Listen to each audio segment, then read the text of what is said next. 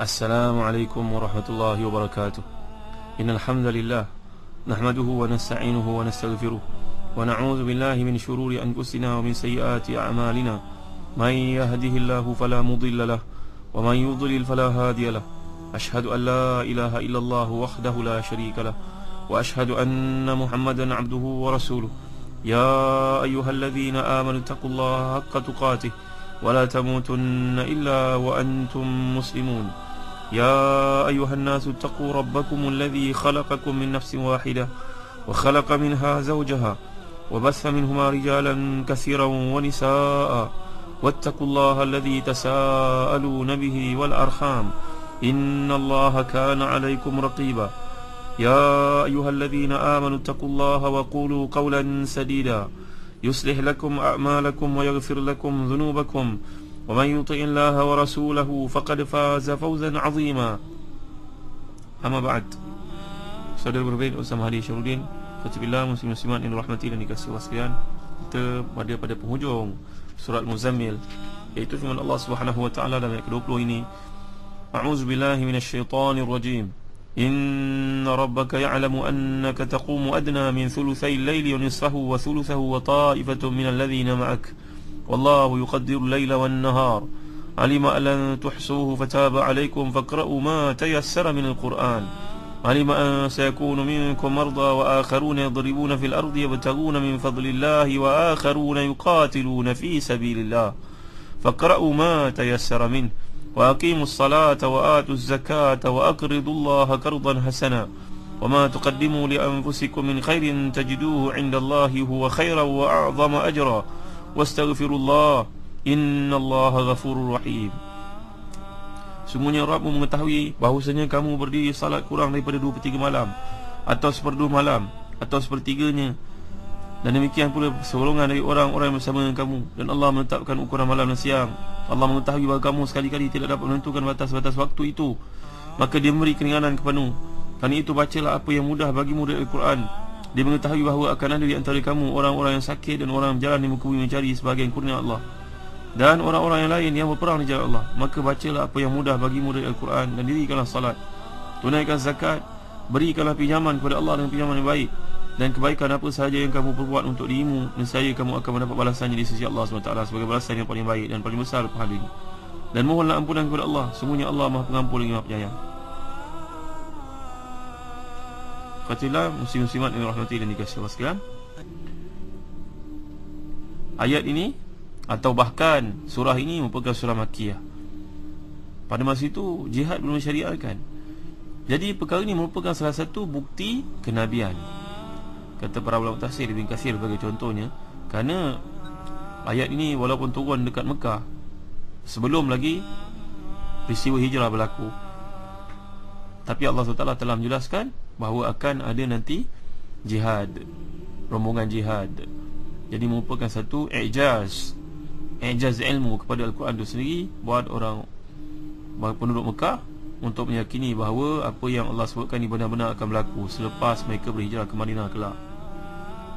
Jadi kerana keuzuran-keuzuran tersebut, Allah SWT berfirman, bacalah apa yang mudah bagimu daripada Al-Quran, iaitu lakukanlah qiyamul lail ini ikut kemampuan kalian.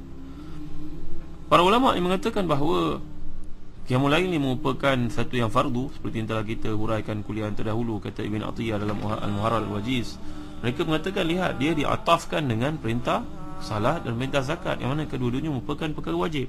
Jadi dengan sebab itu, di kalangan mereka ada yang mengatakan bahawa qiyamul lail ini merupakan fard, seperti contohnya Al-Hasan, Ibn Sirin yang telah kita huraikan pada kuliah yang terdahulu. Tapi bagi mereka yang mengatakan ia bukanlah satu perkara yang wajib, sebab itu Allah SWT menjelaskan, faqra'u ma tayassara minal Quran, bacalah yang mana yang kamu mampu. Mana dia adalah satu kelonggaran. Dan selepas itu bila diatafkan dengan perintah semayang, aqimus salat wa atuz zakat, dia merupakan satu perkara yang disuruh oleh Allah untuk kita menjaganya.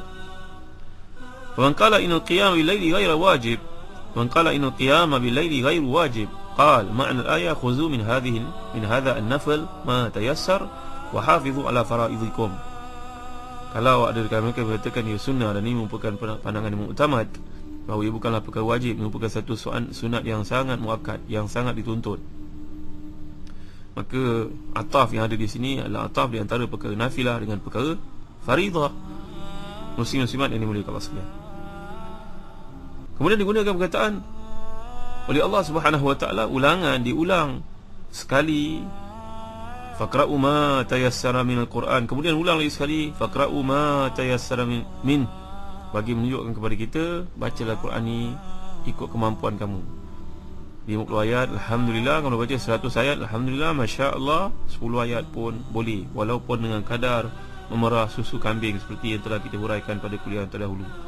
Kalau tuan-tuan nak lihat kan lebih jelas, rujuklah kepada buku Indahnya Saat Bersamamu, panduan Qiyamul Lail, yang tertitipkan di situ hadis-hadis yang menunjukkan kelebihan Qiyamul Lail, amalan sembahyang lakukan Rasulullah SAW. Boleh tuan-tuan rujuk dalam buku tersebut, panduan Qiyamul Lail, Indahnya Saat Bersamamu, bersama dengan Allah Subhanahu wa taala.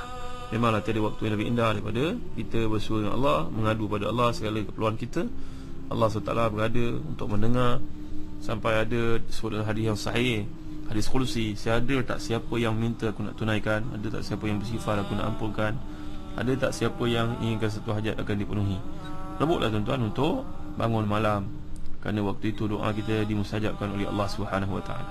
Wa aqimus salat wa atuz zakah. Dirikan salat, tunaikan zakat. Tegakkanlah salat yang diwajibkan ke atas kamu, tunaikan zakat diwajibkan kepada kamu sekalian. Ini adalah dalil bagi yang berpendapat bahawa kewajipan zakat turun di Mekah. Akan tapi kadar zakat dan pembahagiannya baru ditentukan di Madinah. Allahu a'lam. Ini pandangan setengah ulama tafsir. Kata Ibn Abbas, begitu juga dituruti pandangan ini oleh Ikrimah, Mujahid, Al-Hasan, Qatadah dan ulama salaf yang lain, bahawa ayat ini menasahkan ayat yang sebelumnya yang mengandungi kewajipan melaksanakan qiyamul lail ke atas orang-orang Islam. Telah kita huraikan tuan-tuan, ayat ini menasahkan hukum wajibnya qiyamul lail yang disebut oleh Allah SWT pada awal-awal surah ini. Telah diriwayatkan dalam hadis sahih, bahkan dalam Sahihaini, bahawa Rasulullah SAW telah bersabda pada seorang lelaki, "Khamsu salawatin fil yaumi wal lailah." Salat yang wajib atas kamu adalah 5 kali seharian, sehari semalam. Lelaki itu berkata pula, "Apakah ada lain yang wajib atas saya, wahai Nabi?" Jawapan Nabi, "La illa an tatawwa'." La illa an tatawwa'. Tidak ada kecuali lah kamu nak melakukan tatawwu'. Tatawwu' ni makna ibadah nafilah lah, ibadah salat sunat. Jadi hadis ini menunjukkan pandangan yang muktamad bahawa hukum qiyamul lail adalah satu perkara yang disunnahkan, bukanlah perkara yang wajib. Walaupun atafnya kepada perkara wajib, tetapi lebih jelas hadis ini menjelaskan apa yang terdapat dalam Al-Quran, dan tidak ada salahnya ataf di antara perkara nafilah dan perkara faridah. Muslim-muslimat ini mulia Allah sekalian. Dalam peringatan Allah juga di sini, wa aqridullaha qardan hasana. Berilah pinjaman kepada Allah dengan pinjaman yang baik. Dalam kamus, sebagai contohnya, kalau kita perhatikan kamus Al-Farid ke, kamus Al-Aziz ke, qard. Qard ini maknanya qata'. Qata' maknanya potong. Jadi kemudian diperluaskan makna tersebut bila kita memberi pinjam pada seorang. Biasanya memberi pinjaman pada seseorang, wang ke atau apa jua bentuk, kadang-kadang dalam hati kita berfikir, habislah aku tak dapat nak manfaatkan lagi benda ni. Kita ada dua telefon, kawan kehilangan handphonenya, pakailah handphone saya dulu. Dalam hati kita berfikir, entah dia pulang ke entah tidak, entah dapat manfaat lagi ke atau tidak selepas ini. Jadi maknanya qard ini adalah kita qata', kita potong segala manfaat yang ada padanya. Kan itu bila memberi pinjam kepada Allah Subhanahu wa taala, Allah jelaskan bukan dalam ayat ini saja, ayat yang lain pun, contohnya suratul Baqarah, man dzalladzi yuqridullaha qardan hasana. Jadi bila kita memberi pinjam kepada Allah SWT, bukan beri pinjam kepada manusia. Manusia dipulangkan dalam keadaan mungkin rosak, mungkinlah tak sebaik seperti yang kita bagi awal dulu. Tapi kalau kita pinjamkan kepada Allah, tuan-tuan, Allah jelaskan suratul Baqarah ini, man dzalladzi yuqridullaha qardan hasanan fayudha'ifahu lahu adha'afan katsira. Siapa yang mau beri pinjaman kepada Allah, pinjaman yang baik ini, Allah akan melipat gandakan lagi bahagian pembayarannya kepada kamu dengan lipat ganda yang banyak.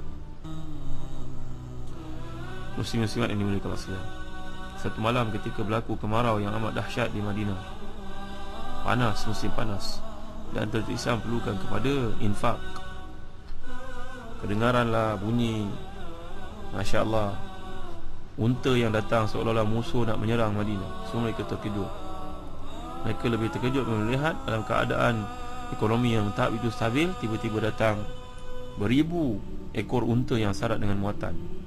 Di kalangan mereka yang merupakan peniaga, bertanyalah kepada pemilik delegasi perniagaan ni, wahai Sayyidina Osman, juallah kepada kami. Harga tuan beli sebanyak 1,000 dinar, saya beli sebanyak 2,000 dinar, untung sekali ganda. Kerana masing-masing mengambil peluang untuk berniaga dalam keadaan seperti itu. Tentulah pulangannya tinggi. Sayyidina Osman menjawab, selamba saja. Sebenarnya apa yang aku bawa ni telah ada pembelinya. Dah ada pembelinya, dia telah menjanjikan pulangannya 10 kali ganda. Ada, kau orang nak beli 10 ganda? Allah SWT. Ini keyakinan para sahabat, tuan-tuan. Begitu juga Sayyidina Abdul Rahman bin Auf radhiyallahu anhum. Mereka ni tidak pernah berkira-kira untuk Allah SWT. Kita macam mana?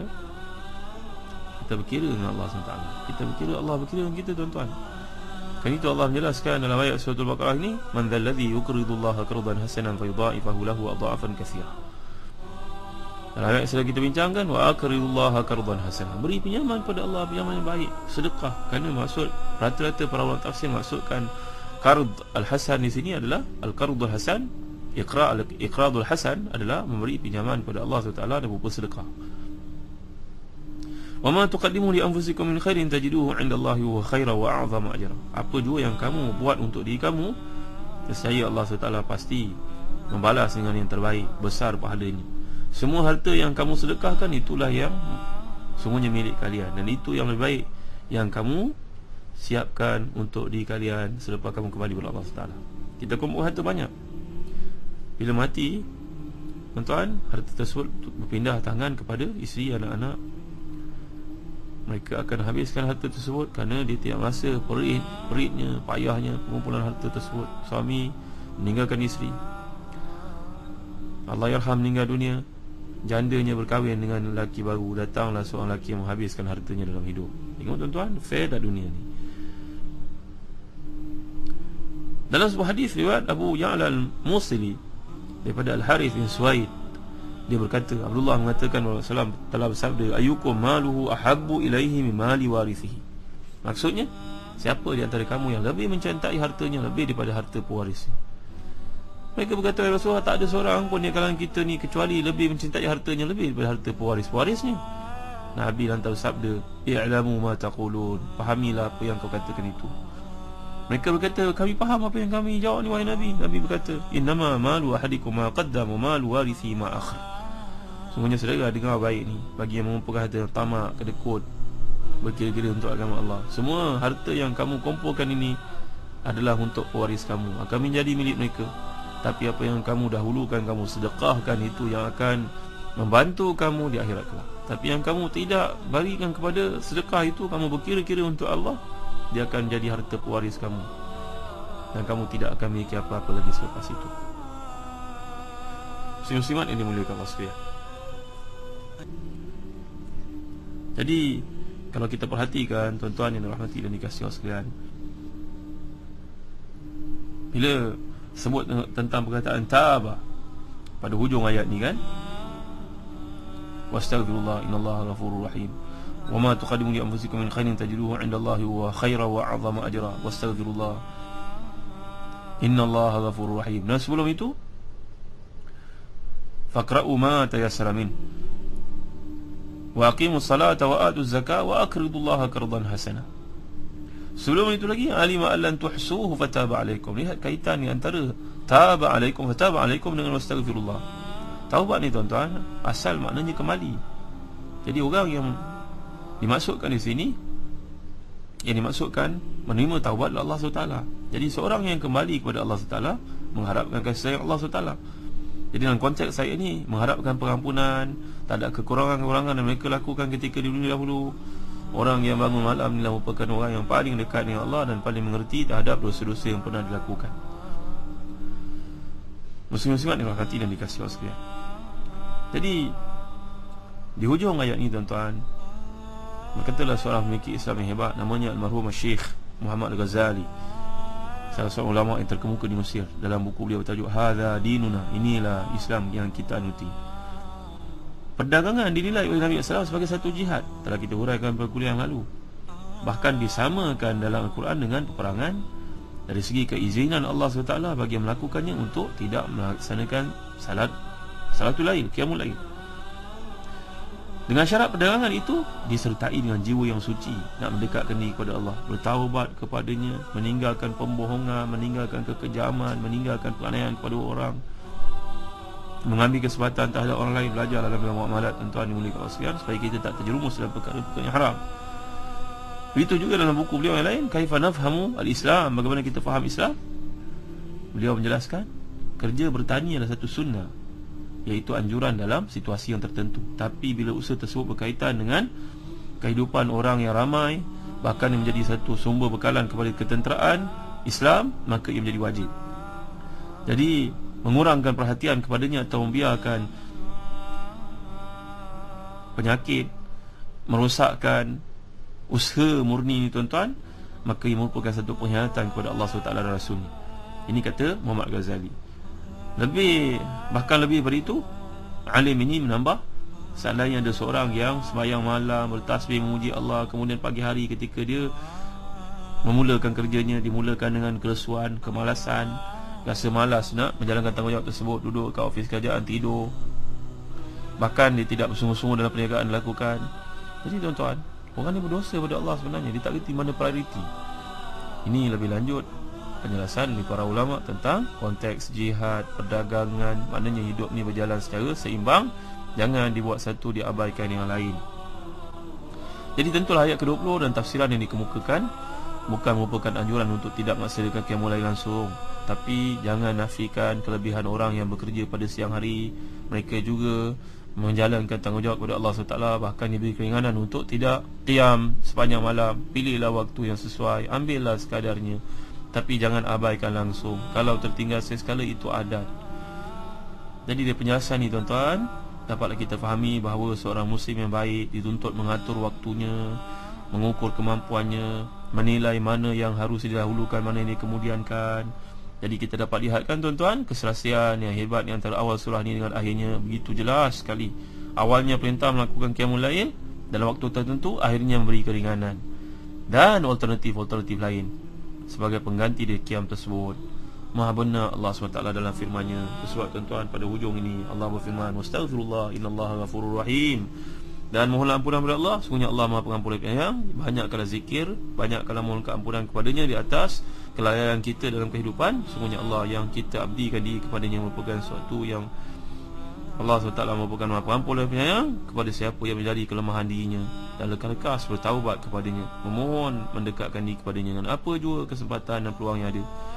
Wassallallahu ala sayyidina Muhammad wa ala alihi wa sahbihi wa baraka wa sallam, walhamdulillahi rabbil alamin, wa barakallahu fikum. Wassalamualaikum warahmatullahi wabarakatuh.